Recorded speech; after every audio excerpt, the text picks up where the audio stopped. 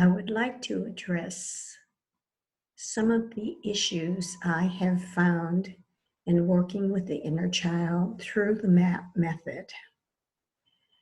The MAP method, Manifest All Possibilities, is using the subconscious to treat the parts that were created in early trauma.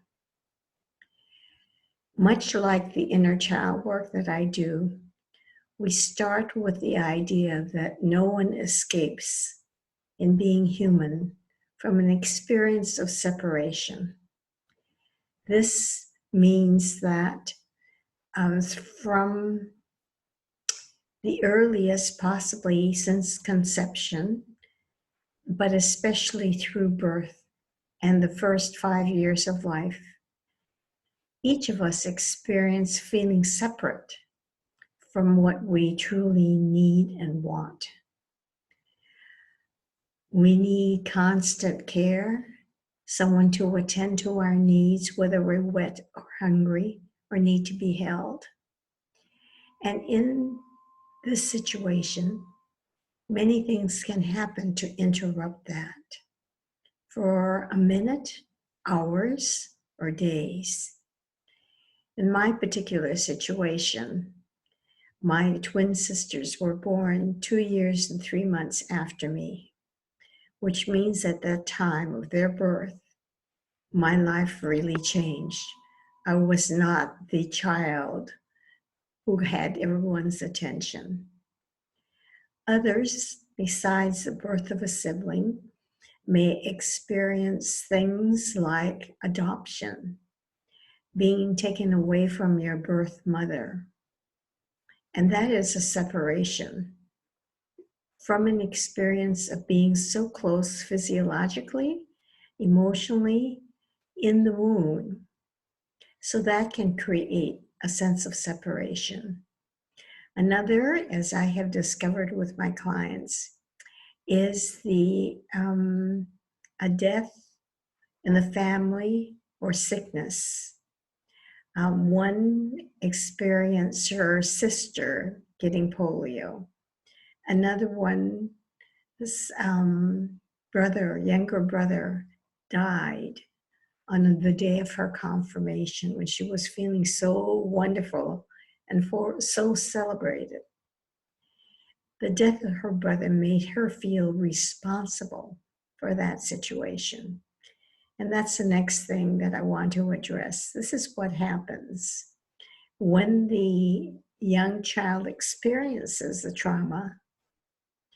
They need to make sense of the situation. And because their reasoning, so to speak, is based on so little experience, they come to some kind of conclusion that they are to blame, they are responsible. And the usual conclusion is they were bad, they were defective, they don't deserve the love, they don't deserve being cared for. So with these decisions made and carried forth, unless that part is healed, underlie what the basic sense of esteem and value that accompanies growing up years and all through one's adulthood. Besides coming to this decision of not being of worth, the child also may become deeply mistrustful of life because why did this happen? Life is so unfair. Who's ever running the show didn't give this child a fair chance. So there can be tremendous mistrust in life to provide what the child needs to thrive.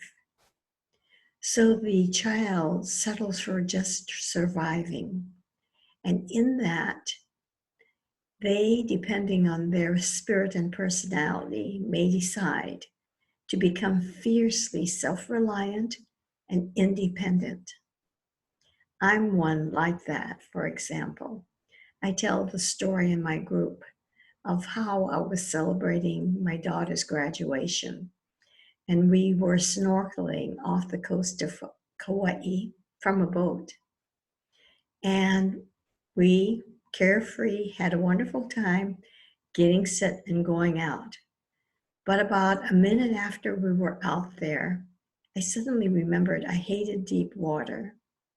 And then the fear of drowning just took over my consciousness. I was panicked. And in my panic and self-reliance, I figured out how I could get to safety. I could slowly control my stroking and my breathing, controlling my panic, so I could slowly make my way to the boat. Never mind that there were people around me. I could have easily called out and say, I need help. I think I'm going to drown. Please help me, something. And I would have been helped in minutes. But there was no time for any choices like that because I was running on the program of being independent and self-reliant. No asking for help. This is just one very dramatic situation of how this strategy or mindset set me up for not really trusting and asking for support all through my adult life, feeling that it depended on me. Whatever was troubling me or whatever challenges I had at work, figure it out yourself and do it. That was the way that I was built because of how I strategized and created my solution to get through this life. So unless that part was treated of the trauma, this script would be lying all through the choices I made. I've also discovered that for many, doing the child heart work or the inner child work, besides this fierce independence, is something I've already touched on, and that is the whole thing about trust. Imagine going through life really not trusting deeply anyone or life or the universe. This means that you believe that everything that happens in your life is a result of incredible hard work. I remember and can recall two recent clients who could see themselves making that decision and could see themselves operating out of this decision of not trusting anyone and being fiercely, again, independent. But that trust keeps them from truly connecting with anyone. That lack of trust also has a reflection on whether they can trust the divine, spirit, the universe, higher power, whatever you might call it, to be there for them. Now, when we come into this human life, are basically innocent. Imagine the young baby. Would you ever accuse the baby of having made a mistake and being in a way that made them deserve whatever trauma they experience? No. We are, in essence, innocent and pure and closely connected in our hearts with love, wisdom, and peace. But we've forgotten all that. And so when we do the inner child work, and using MAP, for example, I use the idea of releasing the disempowering beliefs and strategies and replacing them with empowering ones, which are based on the idea of a human being's purity, the essence being of innocence, and full of their gifts and close connection in their heart to spirit. So it's important in this work with the inner children to address this question of trust. When I was in with my spiritual teacher, Miranda McPherson, we had 8 pillars that were important for spiritual growth, maturation, and one was trust. I spent many days, many months using her meditation to build trust. Another experience of the young inner child is experience being alone. Imagine feeling connected, cared for, loved, and suddenly that stops.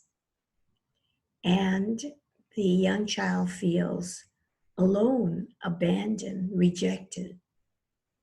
So the sense of aloneness is something that is difficult to address. And therefore, in the inner child work that I've talked about in other videos, we send the adult to connect with the inner child for a corrective experience. So the inner child can make a connection and feel not alone.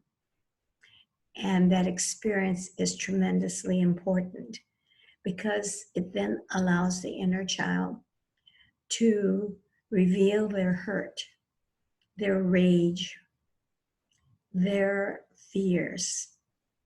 So this aloneness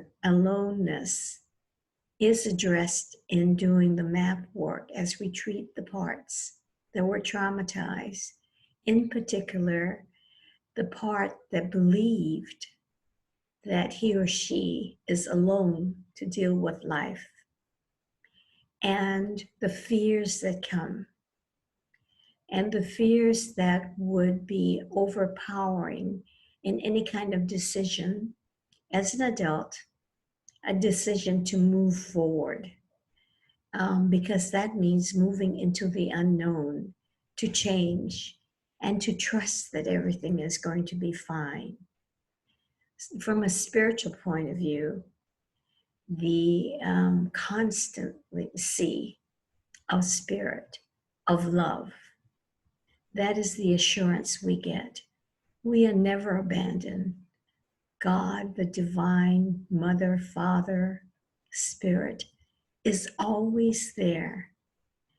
And it's just a matter of opening your eyes to love's presence. But in this early child experience, all of that is forgotten, and the way back is not known. So the inner child work is part of what one path back, and the other is the map work that I do, working with the subconscious to treat these parts that decided they'd be fiercely independent, the parts that feel abandoned and so alone, the part that feels that they can trust no one and nothing, and the part that feels so disconnected to something larger. All of that was there in the innocent child, in the newborn soul. But trauma created this separation. So these are the different things that I look for and ask superconscious to treat, because some treatment can treat some parts that is common to see.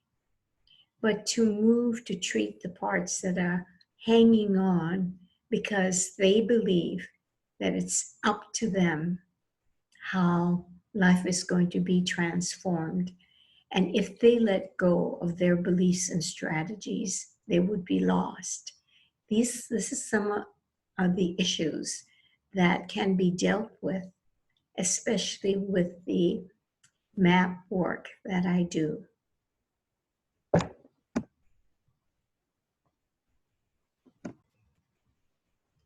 So these are some of the deeper issues that I've had to deal with. And if any of these seem like plausible explanations of why you have felt unable to move forward in all your efforts to get out from under the burden of the past, to heal your wounded hearts, please contact me, ask me questions, and I'd be very pleased to share what it is that I know with you. Thank you.